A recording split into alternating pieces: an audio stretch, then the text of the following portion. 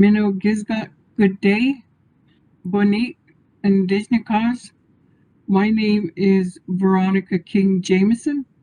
Anishinaabe Kwe, Mississauga, Chi, Nippit, Indingiba, Mississaugas of Credit, people of the Great Lakes is where I'm from. Makwadorum, Magazidorum, and Dow. My clans on my mom's side is Bear, and on my dad's side it's the Eagle, Chimigwach. What a wonderful day it was today. We say Chimigwach for another day, to be with our families, friends, community, and all our relations. Chimigwach, taking the time out of your life to be here today. Yes. Miigwech for giving us life itself, Bimodzuin. I was asked to come to speak this evening on the community engagement learning with our local Indigenous community session. I was fortunate to be introduced to Dr. Nicole and Dr. Sherry from UTM, and that's what we're going to be talking about tonight. And that was the starting of our relationship with UTM. Miigwech. Next slide. When we show this to the students, we ask them, what do the students know about the land upon which the University of Toronto Mississauga sits? So this is where the Mississauga campus is. And that's just something for them to look at or to think about where they are. And I know that's a big thing right now, talking about the different land acknowledgement. Next slide. Here shows a map of the Mississaugas of the Credit. This is our historical territory and the resources and land use. If you want, there's more maps that you can review on our website. So if you go to mncfn.ca,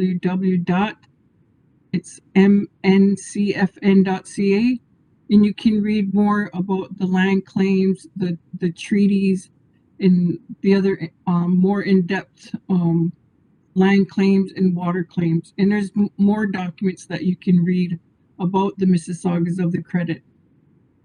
Next slide.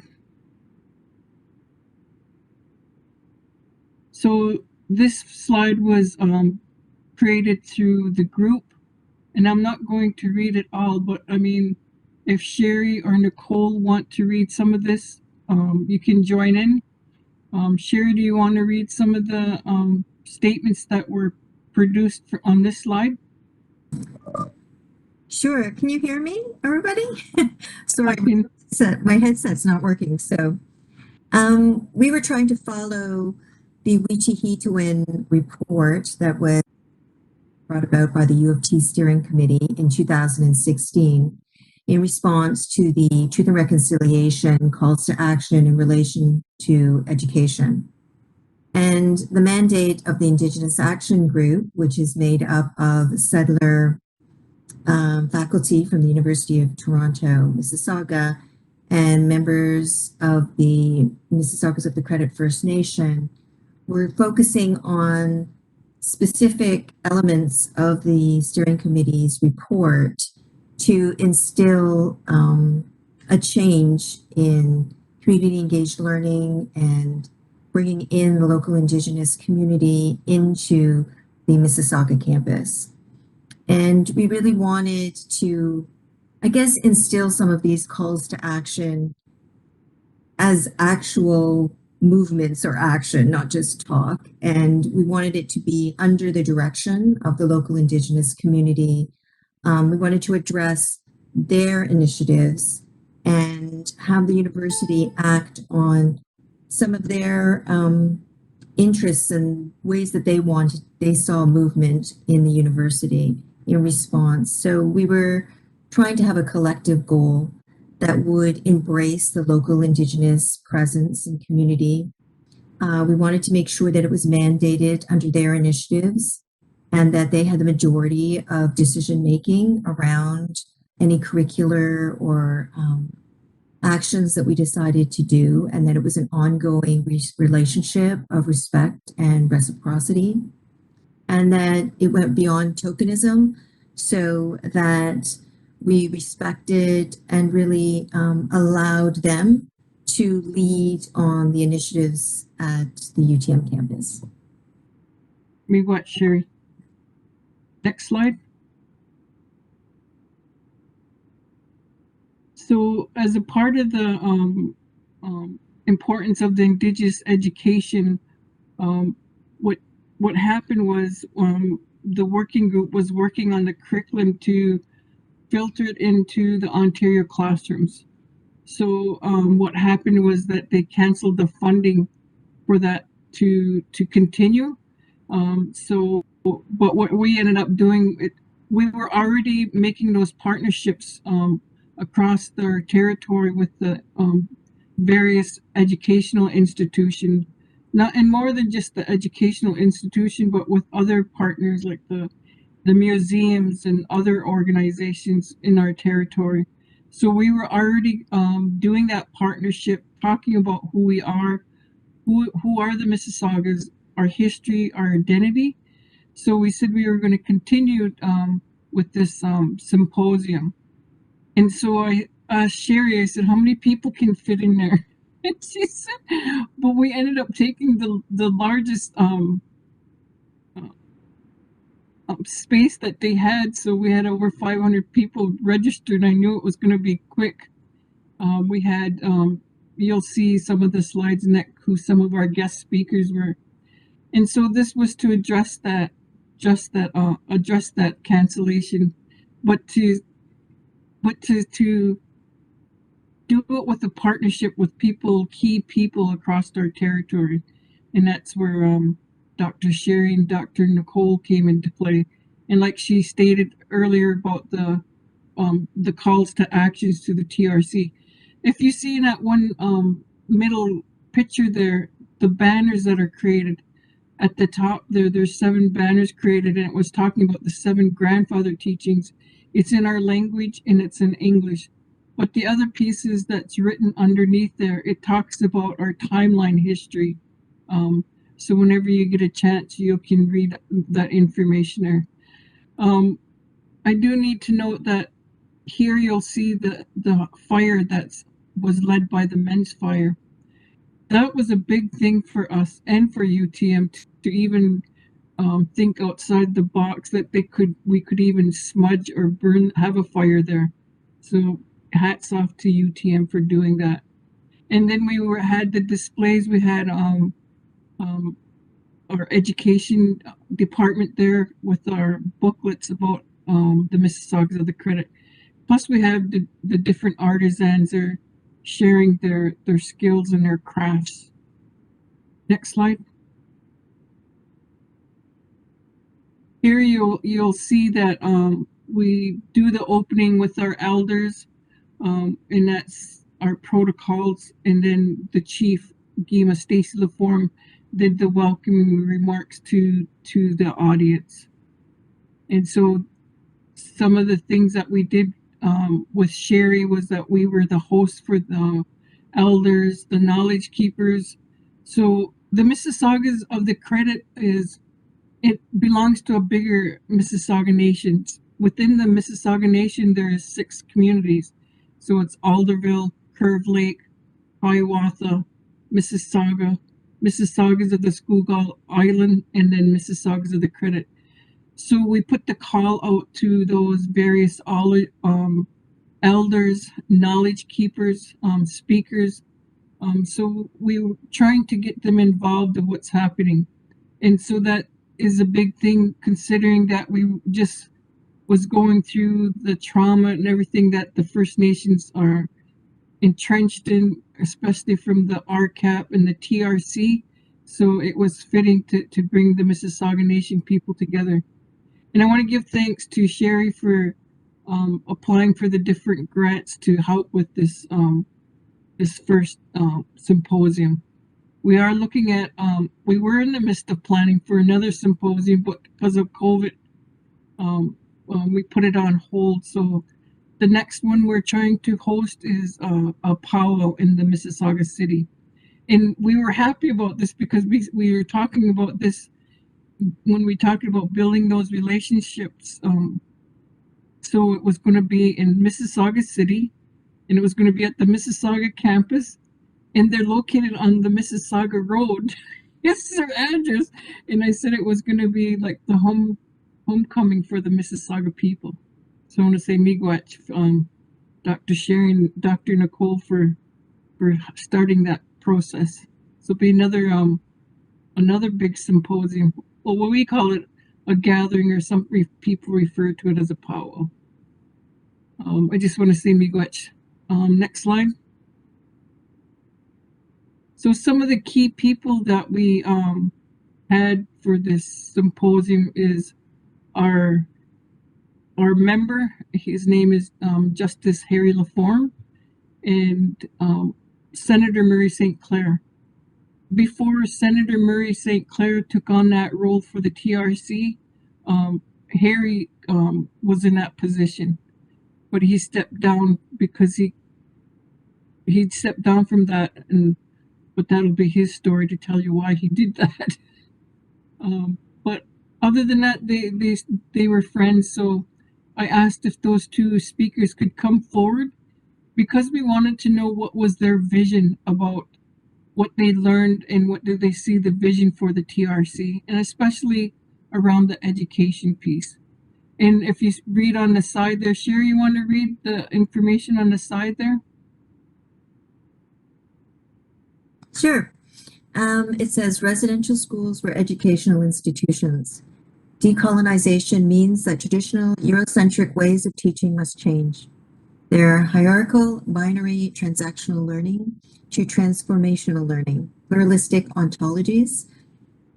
Truth is hard, reconciliation is harder. That's what Senator St. Clair said. And when you bring an Indigenous person to the discussion, it changes everything. That's what Justice Laforme said. And I should mention that I think that my whole journey anyway began with Senator St. Clair because I heard him speak at a conference at George Brown College, and I just happened to be across from him at the buffet table, which no one would be surprised if they knew me.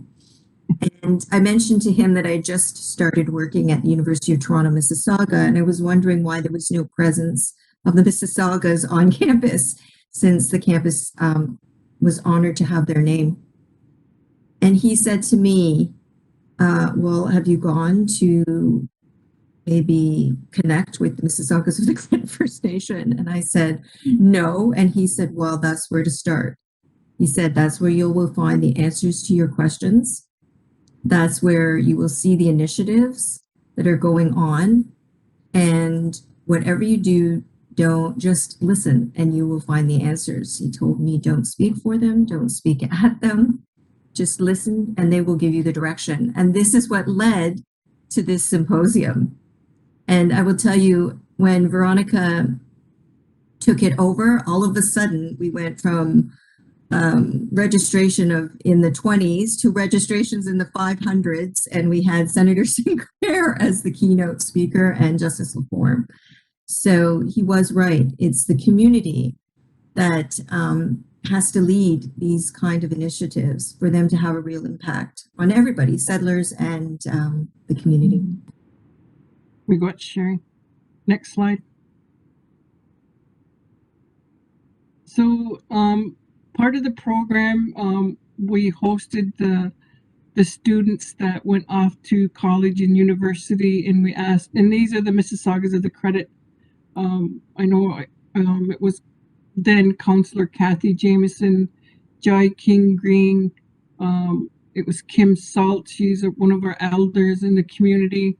And was it Christine? I can't see. Is it Christine? She was with Mohawk College. And so we had asked them about their experience through the system. And then in the bottom one there is when the women did a hand drumming song. We just called upon the women in the audience if they wanted to join us. And do you want to talk about the other panel, Dr. Sherry? The other panel is made up of different contributors to the Indigenous curriculum that were coming to Toronto for the workshop to start to write pieces of the Indigenous curriculum before it was canceled. I believe it was canceled quite quickly, and the talks were already set. So when I first started to come out to the community, that was the first initiative that they wanted to see, was some kind of action against the cancellation of the Indigenous curriculum by the provincial government. And when we got the SSHRC, we were fortunate enough that it also allowed us to write a position paper on how we would like to see changes made not only to SSHRC in general as a funding agency and support for community engaged research where the primary investigators were from the community, but also what we would like to see in terms of the Indigenous curriculum. And Veronica and I went to Ottawa with the paper, and the co-authors are in the picture on your, I guess, right? They were contributors or writers of the Indigenous curriculum, as well as members of the Mississauga Nations. And they also were co-authors on our position paper for SSHRC. Miigwech. Next slide. So, Dr. Sher, you want to do this slide? So I guess this really reiterates everything that I've been saying about community engaged learning and community engaged research, and how we've worked through the community to decipher basically all the steps that we've taken in our partnership. Started off with this symposium, which was really just so successful, really successful thanks to the community, really. And from the symposium, the next initiative that was sort of discussed was to actually have some kind of change within the curriculum at UTM specifically. So that's where we decided to have a formal partnership. We called ourselves the Indigenous Action Group. Ironically, the name came from Senator Sinclair as well. Told me to call it an action group, not a task force, whatever we did at the symposium. So that ended up the name, Indigenous Action Group. And one of the first things that we decided was to try to create a course within the university that was specifically run on the initiatives under the directive of this community-based group. And we've run the course now for 2 years. We'll be going on our third iteration. And we were fortunate enough to get funded by CANOT, Community Partnerships Grant, which funds the course until September 2022. And that's what we do with a lot of the colleges and universities in our territory, in establishing that relationship, and for them to reach out, for them to make space for us so that we can tell the true accuracy history about who we are, our story, our history, our identity. And that's what this whole relationship is about, where we can support each other. Next slide.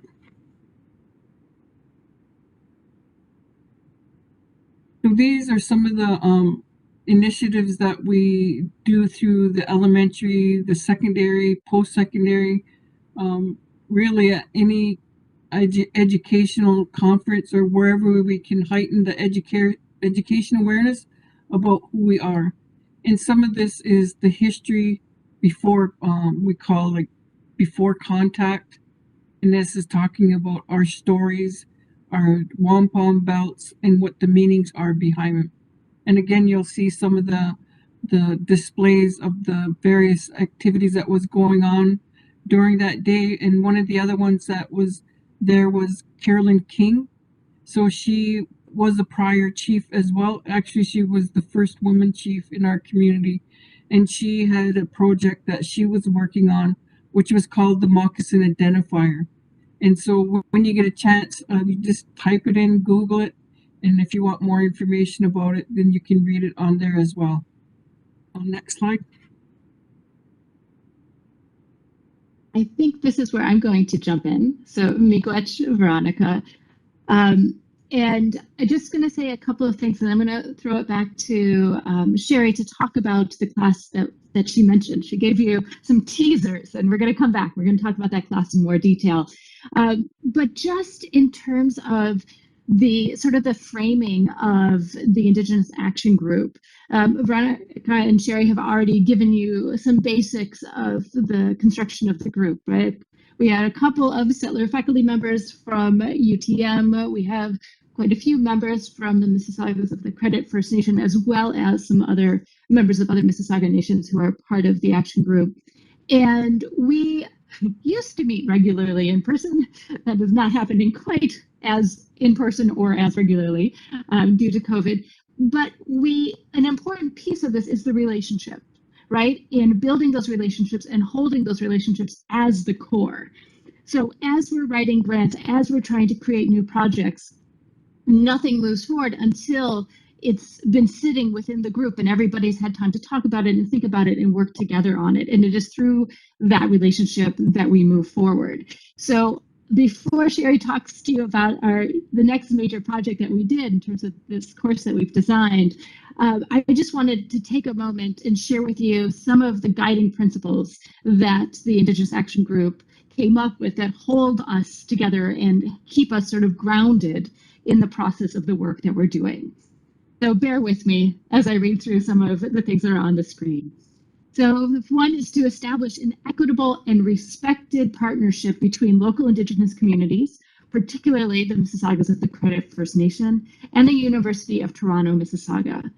And for us, the words equitable and respected partnerships are really important. And those are not just words, those are deeds, those are processes. And so we have to think about how we create those kinds of relationships and maintain them.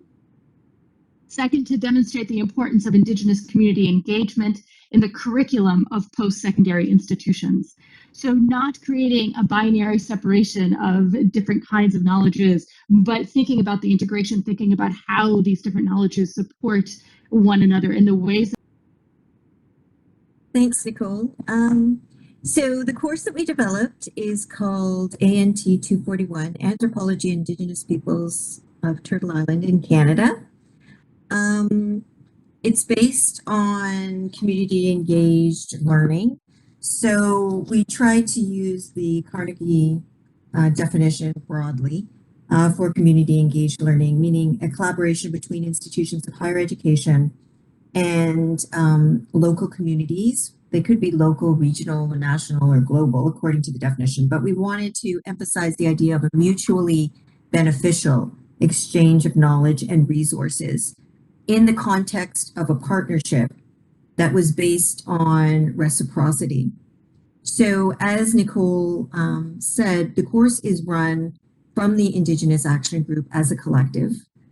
We get together, as she said, we used to get together in person, and hopefully we will again quarterly, and we would kind of discuss how we saw the course and how we wanted to run in the coming iteration, basically. So when we started, I think one of the key themes that came through to make sure that it was really community-based was the idea of the first-person voices of local Indigenous scholars, knowledge keepers, elders, and community members. And really, ironically, or not ironically, I guess, not surprisingly, that is really what has resonated with the students. In all of the evaluations we get, they talk about how it's changed their lives, really, not even just changed their academic journeys, but changed their lives to actually engage and hear from the first person voices. So we start the course with a discussion of positionality and different types of respect for terminology. And the students write a positionality statement, which we use the Ashton-Clayton Deal method. So they describe why they're taking the course. They kind of evaluate where they're coming from in their life experience. And they try to assess what they think they'll get out of the course. And we base the course on the individual learning journey. It's an experiential learning course. So almost every week they are out of the classroom in some kind of land-based gathering. We usually start with an opening by Kathy Jameson, and she takes the students outside on the lawn and discusses with them the importance of positionality. and thinking about life experience.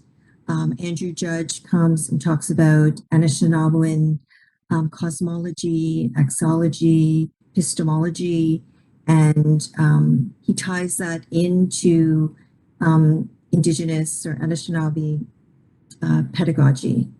And then each week, the students sort of reflect and discuss on what they've learned that week. And we've kept it very open. So we have a lot of course resources available each week, but there are no tests in the course. The test is based on more of an Indigenous pedagogy where students will reflect and write on assignments of their choice. There's a lot of flexibility so that they can determine their own learning journey. As I said, it's based on community determined priorities. So we have different community members come in and talk about different aspects of the local community. We have Jonathan Ferrier from Dalhousie University. He takes the students on a hike across the campus and into the woods, talking about Indigenous botany, herbs, the importance of fauna and flora in an Anishinaabewin point of view. We have Margaret Salt come and talk about the MCFN specific history and treaties, the importance of treaties. We're fortunate enough to have Elder Gary come and open the course and speak about the history of the land upon which the campus sits. This year, he also spoke about a personal journey and the importance of understanding the local relationship with the residential school system. And each week we have a different speaker. And then within the course, we kind of punctuate the idea of reflection, discussion, and the reflexive methodology really runs through the entire course. In the slides there, you can see Elder Carolyn King. She comes and does the Moccasin Identifier project. We have the students do an assignment on treaties, and then they watch a video that she's pre-recorded on the importance of the Moccasin Identifier project, which has the moccasins of all of the original linguistic Indigenous groups that have crossed the land. And it's a placemaking art installation project. So originally the students wanted to actually stencil the moccasins out of the pathway going right through campus. It's temporary paint, and that's intentional so that people aren't just walking over these stencils and not thinking about them. They'll wash away, and then we can install them again. The day that we did it, actually, it was a torrential rainstorm. So the students came up with the idea of actually posting them on paper and then running them across the buildings. And some of the student evaluations around that were just unbelievable. Students couldn't believe how much other students, staff, and faculty stopped to ask them about what they were doing and how much they knew to tell them about the importance of the treaty, the project, give them information. So I find the students feel really empowered. And we've been running a research project that kind of aligns with the course where we're studying the students. So we've kind of flipped around the idea of the community engaged research project, and the community is actually interested in studying the students' experience in relation to these community engaged learning course. And I think Nicole is going to talk a little bit about the research course.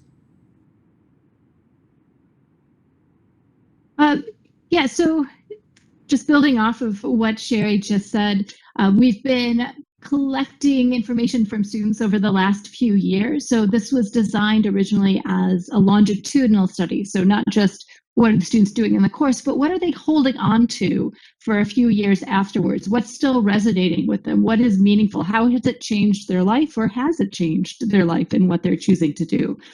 And so we have, at this point, we're almost at the year 3. We're out 3 years from that first time that we ran the course.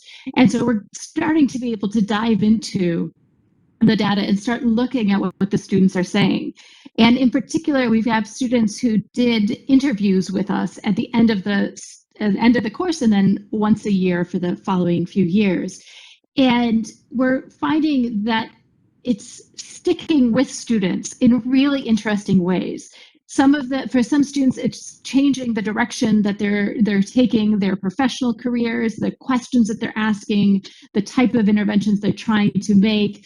For other students, it's more in terms of understanding what they're seeing when they see things on the news, and they're questioning what's happening, as well as other students who are seeking out opportunities to be involved in community, to connect to community. Now, granted, all of this is constrained by COVID and what has happened in terms of our abilities to connect in different ways. But we're seeing resonances with students a few years out from this course. So we don't have any final anything to say for sure. We're still in the process of analyzing the data, but there's definitely something about this course that's really connecting with students. And this is just a quick slide that speaks to something that she was mentioning earlier on, where we ask students to do a positionality statement, thinking about what their position is in terms of what they're bringing to the knowledge that we are co-creating in the class. And so this is an important piece of that process. Sherry, I don't know if you wanted to add anything else to that? No, I don't think so. So all of this, the research is part of what's called participatory action research, in the sense that we are trying to think about how to make change in a meaningful way. And so we're working with students, we're working with, the IAG is working collaboratively as we think about how do we make change in our educational systems in a meaningful way. And so our research is not based on merely documenting what is happening, but thinking about how we move it forward and how we make changes in our educational systems.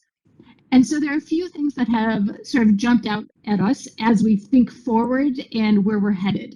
And part of why we have to take this moment of reflection is because the Knott grant that Sherry mentioned that we are using to run this course is running out.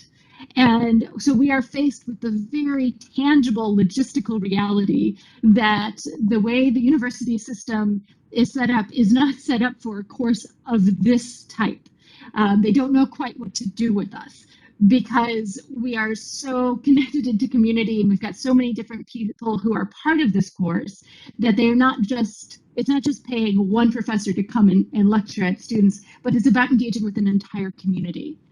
And trying to understand how to fit that kind of relationship building and into the university system is an ongoing challenge, and it is something that we are still struggling with. So put it bluntly, we're about to run out of funding to run this class, but we're looking for new funding, and that has made us ask questions about what directions we want to go.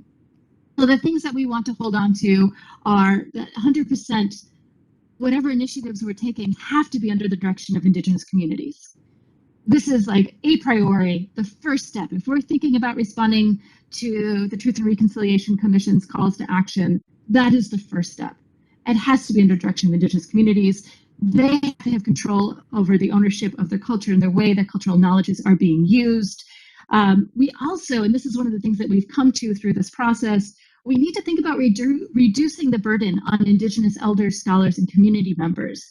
As more educational institutions from elementary schools up through post-secondary are trying to respond to the Truth and Reconciliation Commission, we are collectively, whatever our intentions are, we're putting a burden on Indigenous elders, scholars, and community members to do some of the work for us in ways that have good intentions but can put burdens on community. And so we need to think about how we're doing that.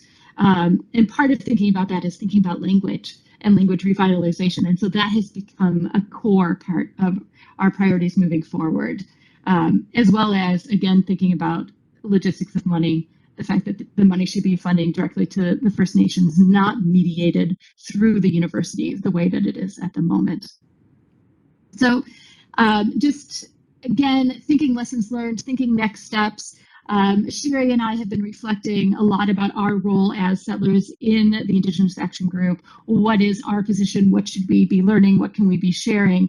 And a few things that stand out are the ways to sort of stop the paralysis that sometimes we can feel when we're not sure what the right next step is or what we should be doing. And so reaching out to local Indigenous communities, participating when there are public events, participating, finding out what priorities are, finding out what resources are available, how can you engage, following their leadership, knowledges, protocols, and initiatives, not assuming that you don't have to approach reconciliation from a settler position. Overcoming your fear about not acting or afraid that you're going to act out of ignorance. Taking that time to, as Sherry illustrated from her example before, stop and listen. Put yourself in places where you can listen and where you can hear the stories and hear the thoughts and processes and be involved in projects, but starting with that listening.